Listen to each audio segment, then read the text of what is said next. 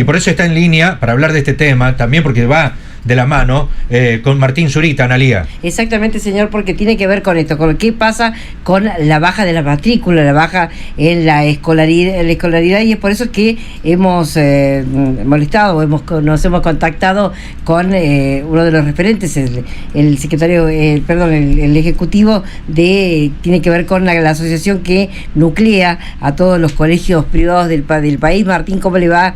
Buen día, gracias por atendernos. No, por favor, buen día, ¿cómo están ustedes? Muy bien, ahí para presentarlo bien, tiene que ver con la Asociación de Institutos de Enseñanza Privada de la Argentina, AIEPA, ¿es así?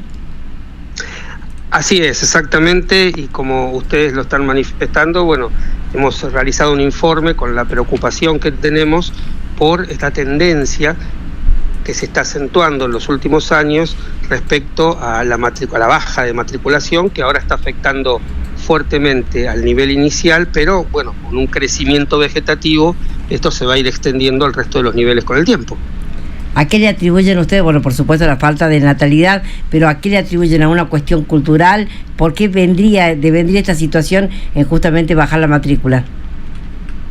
No, sí, es una cuestión cultural, o sea, nosotros vimos un punto de inflexión muy fuerte en la pandemia, ¿no? Un descenso, y bueno, empezamos a ver los datos del INDEC con respecto a la natalidad, etcétera, y bueno, vemos que se da hace aproximadamente 8 años un descenso bastante pronunciado en los nacimientos, y que tiene que ver, ustedes están tratando el tema de lo cultural, y yo creo que sí. Es más, uno habla con jóvenes de los 20 a los 30, de los 30 a los 40, y cuando ve la realidad, bueno, tienen otras ideas, otras prioridades, otras formas de encarar el tema de la natalidad. Por ahí antes había familias numerosas, sí, que tenían varios hijos, y hoy tal vez es uno o dos, o directamente en su proyecto no está el tener hijos. Entonces esto que antes de repente no ocurría, hoy está ocurriendo, y no es una tendencia solamente en la República Argentina. Eso te iba a consultar. Se está viendo, sí, a nivel mundial. Es una preocupación mundial todo esto. Hay países incluso que están buscando cambiar políticas para poder impulsar, pagan para que tengas hijos. Países que antes censuraban esa posibilidad.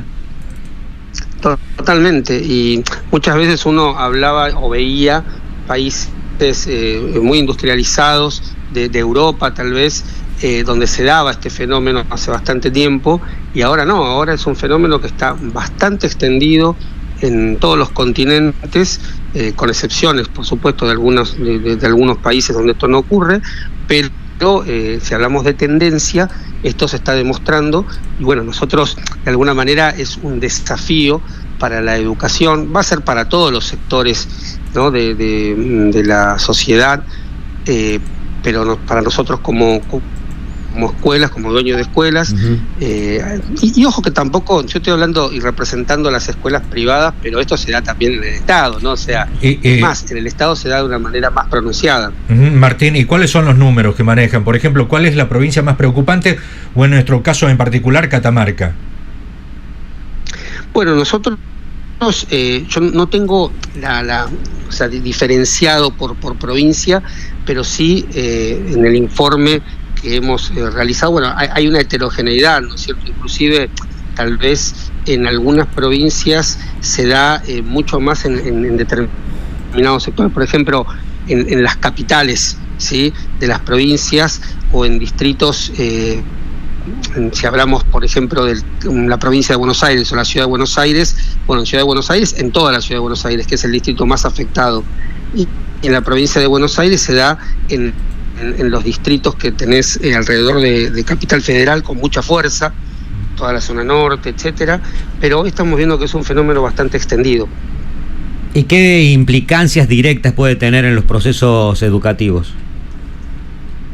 Bueno, la implicancia va en varios sentidos. Primero, en las reestructuraciones de las instituciones, porque, por ejemplo, hay muchas instituciones donde ya al tener tan baja matrícula en el nivel inicial han tenido que cerrar salas, hay espacios disponibles, y de repente hay muchas escuelas que se han reconvertido en dar una jornada completa, una jornada extendida, que antes no lo tenían, ¿no?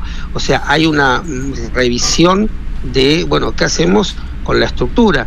De repente, también siempre en estos desafíos hay oportunidades, ¿no?